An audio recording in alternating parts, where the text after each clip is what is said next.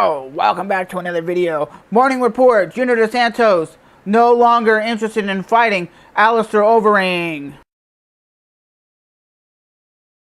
Junior Dos Santos and Alistair Overeem have been booked to fight on two separate occasions over the past year, yet both times the bout failed to come to fruition due to basically Overeem got tested for like steroids or just whatever he got tested for.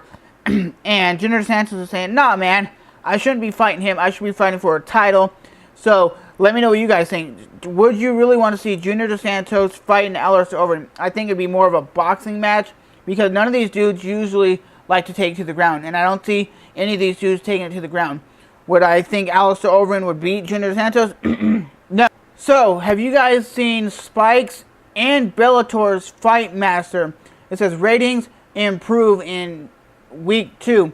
The second episode of Fight Master on Wednesday's night saw viewers include 26% from the first week. The ratings were 545,000 viewers. That's what Bellator brought in. I don't know anybody who watches Bellator. I personally don't watch Bellator. Dave Herman will need to pass an immediate drug test to fight at UFC 162. UFC heavyweight Dave Herman will need to pass an immediate drug test in order to fight at UFC 162 in the state of Nevada. Come on now, if you're not on drugs and you know you need to pass these tests, stop doing drugs. That's all I gotta say. Dave Herman, you're pretty much a badass. Herb Dean tapped as main event referee at UFC 160 against Anderson Silva versus Chris Weidman.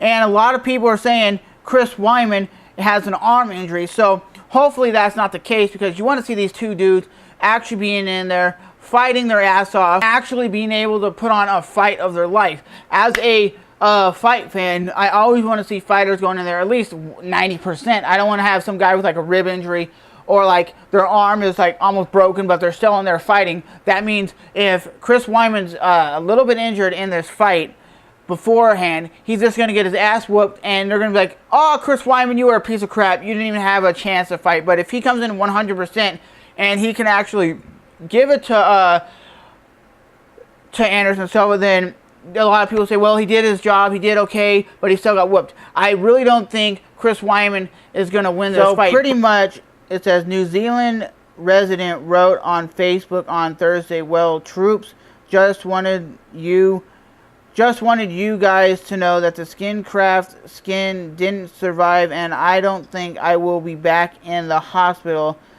next week. He said that he will see a plastic surgeon this Tuesday. To be honest, Mark Hunt had won 4 in a row in the UFC, making him something of a remarkable comeback story after his record dropped to 5-7 after a 1 minute submission loss to Sean McCorkle in his UFC debut. UFC would have likely cut him, but his contract, which the UFC implemented from Pride, did not allow the company to cut him with a loss. So that's honestly something cool. This dude's in the hospital, and pretty much a lot of people said he sucks. He had a 5-7 record. He first UFC fight he lost, and his contract what saved his ass, because a lot of times they would have cut him and you would never heard of Mark Hunt. Mark Hunt has had a 4-fight win streak until he fought Junior Dos Santos. I don't know if he took Junior Dos Santos lightly, but whatever happened in that fight, he just didn't look like himself. And a lot of times, to me, I always been saying this for years, I don't think Mark Hunt is as badass as people think he is. He lands that big overhand right, and that's what he's lucky about. Anderson Silva believes that it is not he, but instead BJ Penn that is the best fighter in mixed martial arts has ever seen. Silva made the statement on Tuesday during a conference call at UFC 162. What do you guys make of this?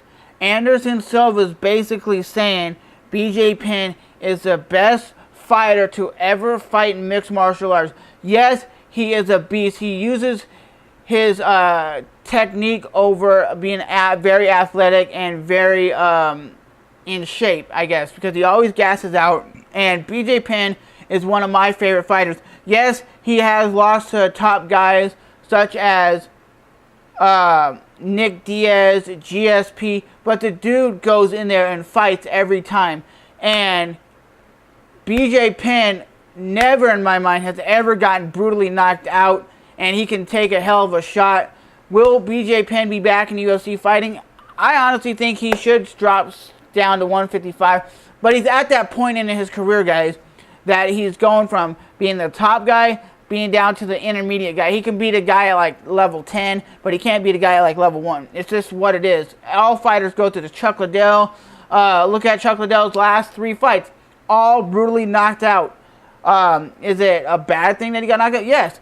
He was one of the guys who were knocking everybody out, but he got knocked out by Rashad Evans, by Shogun, by Rich Franklin. That's why he basically had to hand it up. So if BJ Penn comes out for one more fight and gets brutally knocked out or something, then he should hang the gloves up. But I honestly still think he should make it at 155. That's what he should do, is fight at 155 and try to make a run for it.